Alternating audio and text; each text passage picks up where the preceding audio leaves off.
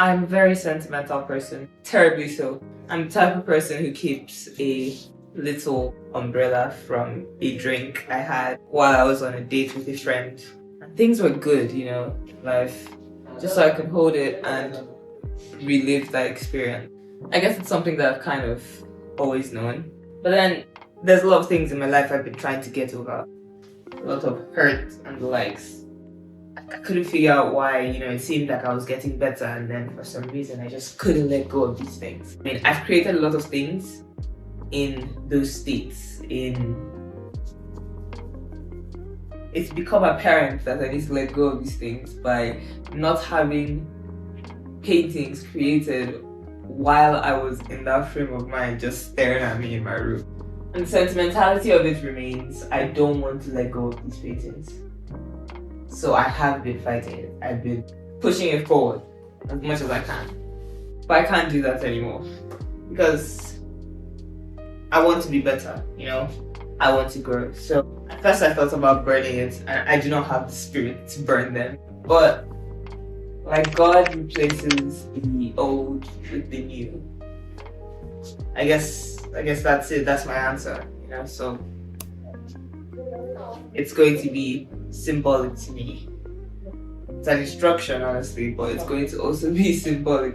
I'm going to be replacing these depictions. I'm going to be replacing them with how God has saved me. I believe that this is the peak of mindfulness in my art.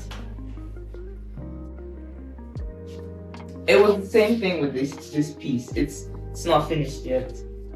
But I covered up an old piece. This piece was born from Proverbs chapter 14 verse 10. It has helped me let go to a certain extent. I mean, not like I've just suddenly gotten amnesia and forgotten everything, but I can acknowledge that I've been saved from it. And so that's what we're doing with the rest. Whew, this is going to be a fun process. This video was supposed to be like the process of finishing this painting. But then, I've had a couple of issues with my phone and whatnot, and so I have only been able to film now. So I've gone pretty far, and I think I took a couple of videos in between.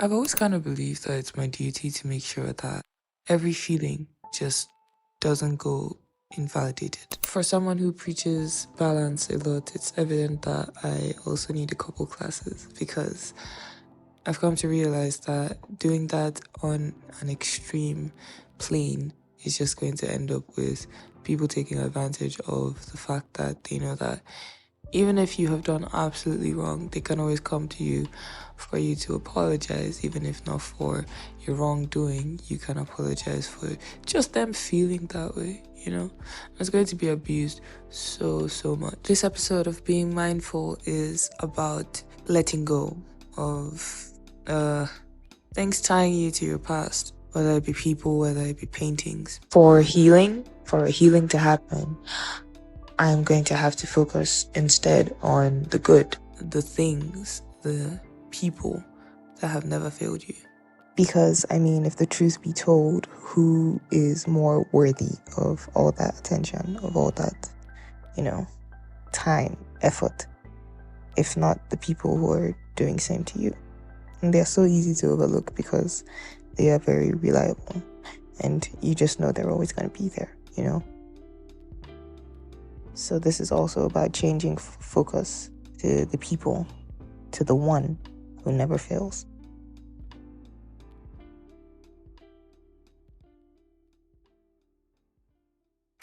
So I had a whole video with the conception of this piece and explaining all of that, but phone issue, lost footage, etc., etc. But here's the gist of it. I read that verse of scripture. I actually cried. It really hurt my heart. I found it super depressing. And I always kind of knew it, right? I took my emo phase very seriously. No one gets me. No one understands me. But reading it in scripture made it that much more real. I was like, wait, hold up. It's actually true. Like, it's no one's ever gonna get me. For the purpose of this video, let's just pretend that that's a flower. And of course, I cried on it for a while, but then I read it again. And the promise isn't for exclusivity only to your bitterness or sadness, it's to your joy too. That means that while the trauma sucks, and it sucks that you can never share that with anyone or have anyone completely understand that or understand what it means or meant to you, that's the same thing for all your good memories. No one is ever going to understand just how amazing it was in that moment for you. And I think that that is such a beautiful thing. I don't think I'm really drawing specific flowers at this point. I'm just putting those colors there and hoping it looks like a flower from afar. So it's just that it's each experience, good or bad, growing you, growing your heart, changing you in ways that you may be the only one who would ever fully understand. So I did not mix out nearly enough greens for my purpose here today. So I'm just going to focus on flowers and circle back to that.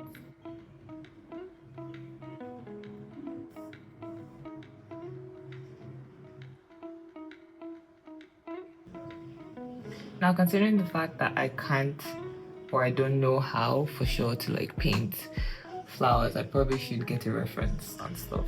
But I've noticed that the things that I learn by just doing it first and then maybe later on trying to figure out, oh wait, here's where I went wrong and here's where I went wrong, the things that tend to stay, stick longer, and I tend to be better at.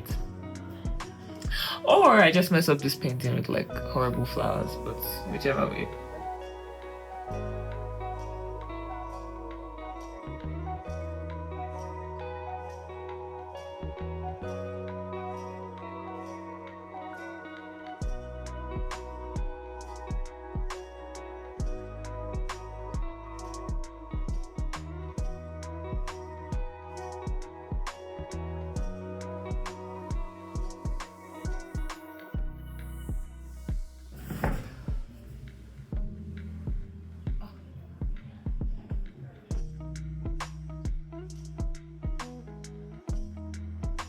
How do you paint algae? Literally every time I go on the internet, there's one person or the other telling me not to blend on my canvas, and here I am, every time, blending on my canvas.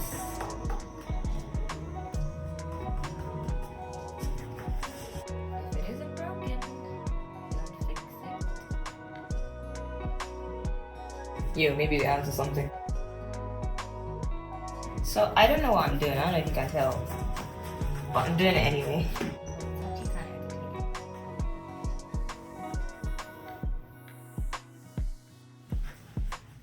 I can't tell how big a dress is too big a dress. Just stress me out.